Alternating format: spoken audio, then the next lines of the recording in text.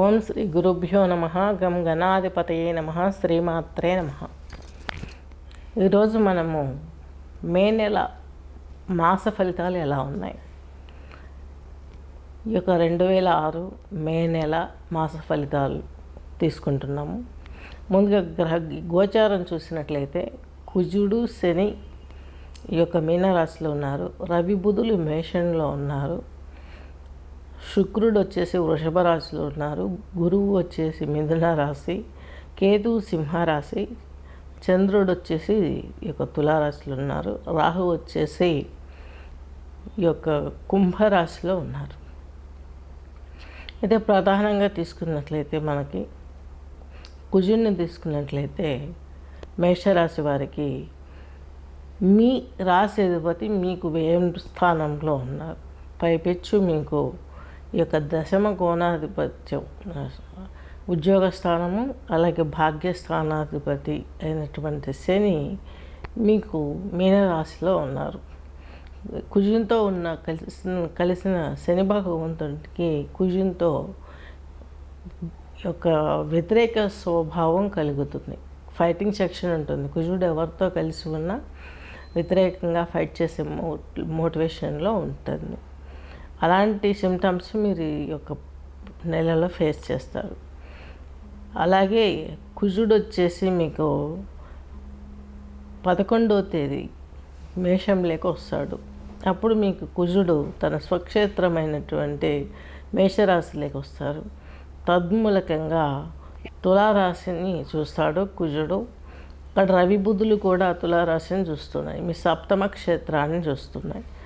దీని మూలంగా ఏమవుతుంది, వృషభ రాశి వారికి తీసుకున్నట్లయితే కృతికా నక్షత్రం 3 పాదాలు, అలాగే రోహిణి 4, మృగశిర 2 పాదాలు కలిపి వృషభ రాశి వృషభ లగ్నం కిందకి వస్తుంది.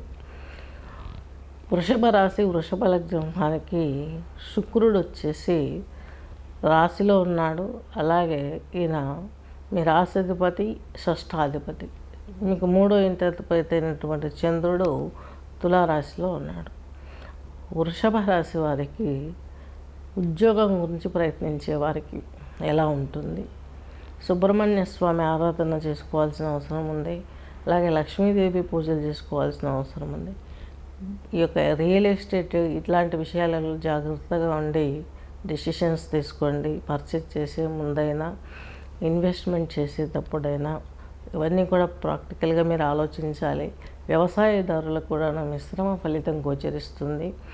అలాగే శత్రు భయం ఉంటుంది. రుణాలు, రోగాలు వచ్చే అవకాశం ఉంది. కాబట్టి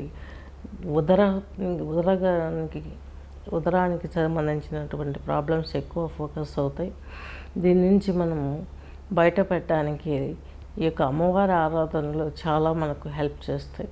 లలితా సహస్రనామమైన మనకు త్రిమాతలు సరస్వతి, లక్ష్మి, పార్వతి, ఇలా ఏ రూపంలోనైనా మనం అమ్మవార్లను ప్రార్థిస్తే అయ్యవారికి అమ్మవారు విన్నవిస్తుంది. ఎలా అంటే ఇంటి యజమానికి పిల్లలు డైరెక్ట్ తండ్రిని అడగరు, వాళ్ళ తల్లి దగ్గరికి వెళ్ళి కాబట్టి తండ్రిని అడిగిచ్చి అట్లా మీకు ఇచ్చినట్టుగా ఈ విధంగానే ఇక్కడ కూడాను మనం అమ్మవారి పూజ చేస్తూ ఉంటే అమ్మవారి అనుగ్రహంతో అయ్యవారికి తెలియజేస్తే ఆ పని సుఖాంతం అయ్యే అవకాశాలు స్పష్టంగా ఉన్నాయి. నెక్స్ట్ వచ్చేసి మీకు వ్యయంలో 2వ ఇంటి పంచమాధిపతి అయినటువంటి బుధుడు ఉన్నాడు. అలాగే మీకు 4th హౌస్ ప్లానెట్ అయినటువంటి రవి ఉన్నారు. రవి బుధులు మీకు వ్యయంలో ఉన్నారు. కాబట్టి వ్యాపారం చేసే వాళ్ళు చాలా జాగ్రత్తగా ఉండాలి. డాక్టర్స్ అయితే మీరు చేసే ప్రతి పనిలో ఆపరేషన్స్ కానీ ఏవైనా కొంచెం ఆలోచించి చేయండి. లేకుంటే రిస్క్ ఫేస్ చేసే అవకాశం ఉంది, ఏదైనా ఫెయిల్ అవ్వటం. తద్మూలకంగా మీకు ఏదైనా ఇబ్బందికరమైనటువంటి పాయింట్స్ మీకు కనిపిస్తూ ఉంటాయి. మీ 15 రోజుల్లో మీకు దశమ భావంలో వచ్చేసి వృషభ రాశి వారికి రాహు మీ యొక్క 10వ ఇంట్లో ఉన్నారు. దీని మూలంగా మీకు వృషభ రాశి వారికి ఉద్యోగం చాలా బాగా వస్తుంది. వేరే దేశాలలో సెట్ అవ్వాలనుకునే వారికి కూడా ఇది మంచి ప్రయత్నంగా చెప్పుకోవచ్చు. హై లెవెల్ ఎడ్యుకేషన్స్కి ఇది మంచి స్పోర్ట్స్ లాగా ఉంటుంది. నేవీ ఇలాంటి విషయాలు, అలాగే ఆకాశంలో ప్రయాణించే అదే విమానాలు కావచ్చు, ఇవన్నీ ఇటువంటి వృత్తులలో చదివిన వాళ్ళు వీళ్ళందరికీ కూడా మంచి జరిగే అవకాశం స్పష్టంగా గోచరిస్తుంది. గృహం నిర్మించుకోవాలనుకునే వారికి ఇది గుడ్ పీరియడ్. స్థలమైనా కొంటారు, అపార్ట్మెంట్ అయినా కొంటారు, అప్పు చేసైనా కొంటారు. అప్పు అనే మాట నేను ఎందుకంటున్నా అంటే, వృషభ రాశి వారికి మీకు రాహు వచ్చేసి దశమంలో ఉండడం మంచిదే. ఉద్యోగంలో మంచి ఇన్వెస్ట్మెంట్ చేస్తారు. ఆ ఇన్వెస్ట్ చేయడం మూలంగా టైట్నెస్ ఏర్పడుతుంది.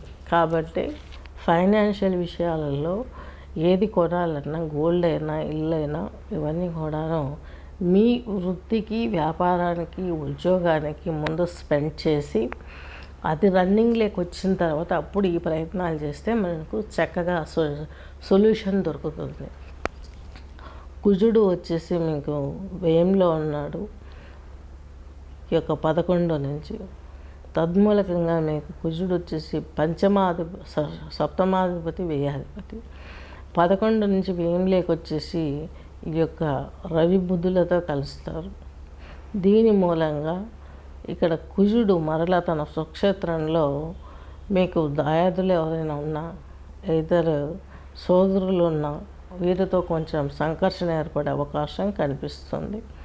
అనేక రకమైనటువంటి సమస్యలు, కొంచెం జాగ్రత్తగా ఉండాలి. చిన్నపిల్లల్ని ఎక్కడికైనా తీసుకెళ్తే సమ్మర్ వాటర్ చక్కగా దొరకక ఎక్కడైనా వాటర్ తాగితే అలా కొంచెం అది కడుపు మొత్తం ఇన్ఫెక్షన్కి లోనయ్యే అవకాశాలు కనిపిస్తున్నాయి. పెద్దవారికైనా చిన్నవారికైనా ఈ వృషభ రాశి వారికి జాగ్రత్తగా ఉండాల్సిన అవసరం ఎంతైనా ఉంది.